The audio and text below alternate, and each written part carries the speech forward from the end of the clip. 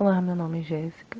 Eu vim apresentar esse trabalho sobre germinação e dormência, sobre a orientação do professor Paulo de Fisiologia Vegetal. A germinação em si, ela se constitui pelo conjunto de estágios iniciais para o desenvolvimento da planta, a partir daquela estrutura reprodutiva que pode ser uma semente, esporo ou gema. Então, após a fertilização e o desenvolvimento do zigoto, isso vai gerar um embrião. Esse embrião, junto com o tecido de reserva e outras estruturas que vão envolvê-lo, isso a gente denomina de semente. E a semente ela vai variar de acordo com alguns padrões de divisão e diferenciação celular. Mas numa visão geral, a gente tem uma separação entre embrião, endosperma e tegumento. O embrião em si, ele vai possuir uma extremidade com um primórdio caulinar, com os cotilédones, que pode ser um ou dois, que vão dar origem às primeiras folhas da plântula. E na outra extremidade, a gente tem o primórdio radicular, que é o início da raiz dessa planta. O endosperma, ele vai ser o responsável pela reserva de nutrientes para esse embrião. E a partir dessa reserva, o embrião ele vai se manter no tegumento até que ele esteja pronto para ser disperso e iniciar o desenvolvimento. E para que a gente tenha germinação, existem algumas etapas que vamos ver separadamente, mas que elas atuam em conjunto para que esse embrião ele possa se desenvolver. Né? A primeira etapa que a gente analisa é de embebição. É a etapa que se relaciona ali com o processo físico de reidratação, né? E a gente consegue analisar que tem um potencial hídrico entre a semente e o meio externo, e esse processo vai levar a uma ativação do metabolismo que vai fazer com que o potencial osmótico venha a ter participação crescente no processo da embebição. Então, esse processo de reidratação da semente, ele vai ter uma variação entre sementes ortodoxas e recalcitrantes, né? E além disso, a embebição, ela vai ter algumas alterações no decorrer do tempo. Então, vão ter níveis diferentes da entrada de água, da estabilização, até o início do desenvolvimento da planta. A gente tem também uma extensão radicular que vai se dar a partir dessas alterações do metabolismo, e ela pode ser desencadeada tanto pelo próprio potencial osmótico quanto pela extensibilidade da parede celular, ação enzimática no tegumento, e também existem outras ações que podem interferir na germinação. Então, além da embebição, a gente tem também a ação de algumas outras substâncias orgânicas que em pequenas doses elas vão ser capazes de promover uma resposta fisiológica em algum órgão da planta. Né? Durante o processo da germinação, alguns hormônios eles vão atuar na comunicação entre o eixo embrionário e os tecidos de reserva. Por exemplo, os hormônios como a citocinina e principalmente a giberelina, que vão agir na quebra da dormência das sementes. As giberelinas elas vão atuar ativando a produção de enzimas que vão permitir a utilização das reservas como o amido da semente. Também auxilia no crescimento e rompimento do tegumento. As citocininas e auxinas também estão presentes na germinação e elas vão atuar no crescimento vegetativo. A auxina interage com a giberelina, porque as giberelinas acionam a síntese de enzimas responsáveis pela produção de auxina. E isso vai auxiliar nos processos de expansão e alongamento radicular da planta também. E a gente não pode deixar de lembrar também que existem os hormônios que vão induzir a dormência, né? E um deles é o ácido abscísico. Ele vai atuar como inibidor da germinação.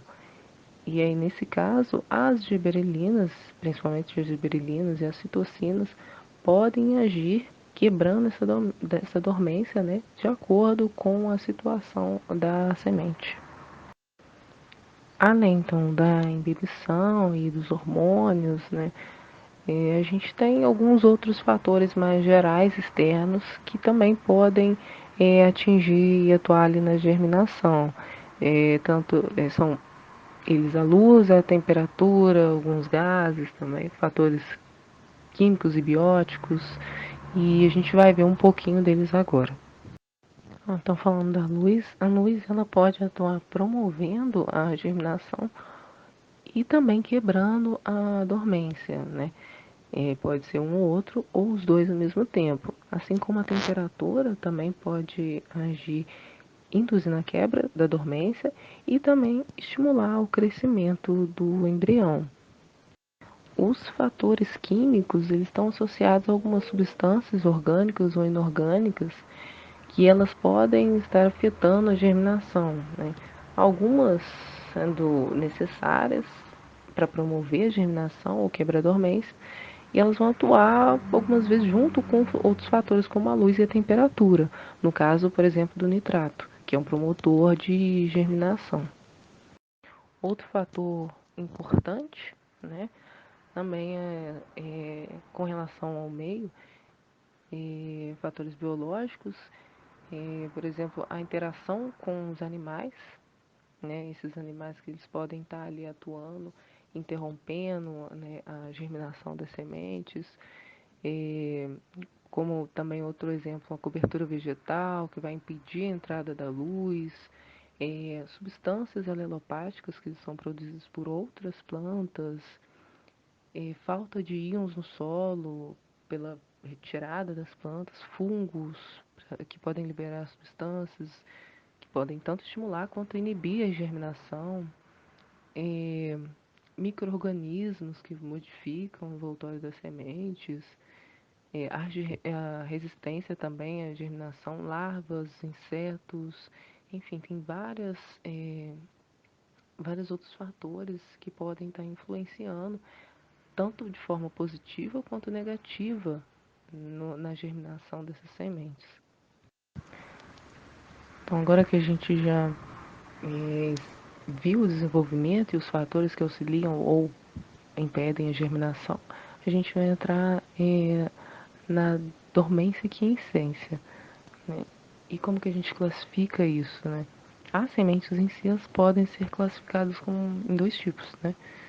As sementes quiescentes, que são aquelas que elas vão germinar em contato com condições favoráveis, e as sementes dormentes, que elas não vão germinar mesmo em condições que sejam favoráveis, né?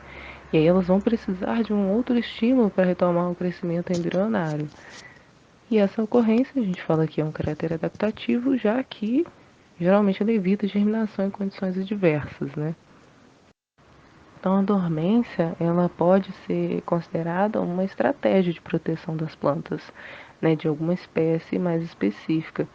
E ela pode ser causada pela existência de alguma inibição ou exigência metabólica mais específica, enquanto a dormência morfológica ela é causada por uma imaturidade do embrião, né? E essas duas classificações elas são dadas como dormências primárias, ou seja, elas acontecem de uma forma natural e é relacionada à genética e evolução daquela espécie em si.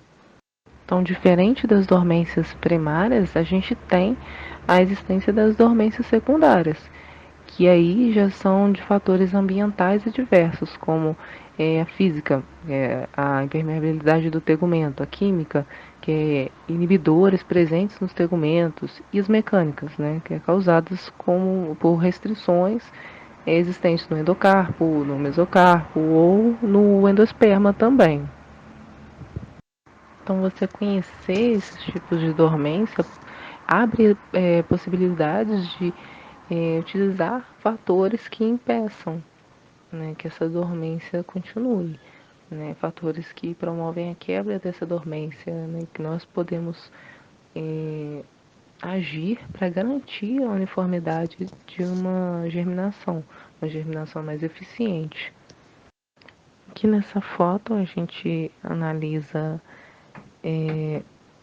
essas sementes de feijão que já foram plantadas, né? Não houve nenhuma adição de nenhum hormônio, nem nada para impedir, apenas, né, uma ação talvez ali mecânica e também com relação à luz. As sementes elas foram plantadas todas juntas, umas mais em cima e outras mais embaixo, e a gente consegue perceber que as que estavam mais acima, elas estão maiores, estão mais desenvolvidas, né? E as que estavam mais embaixo, até tem uma que a gente consegue perceber que não desenvolveu praticamente nada, né? E outras que acabaram se danificando, mesmo crescendo, sofrendo um dano, né? É um exemplo bem rápido, né? Bem, só para a gente analisar como que funciona, né?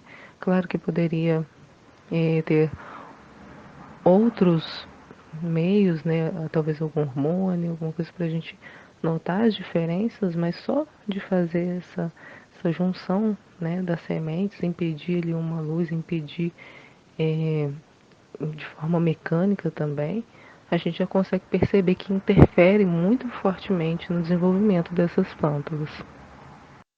Aqui se encontram as referências utilizadas para produzir esse trabalho e muito obrigada.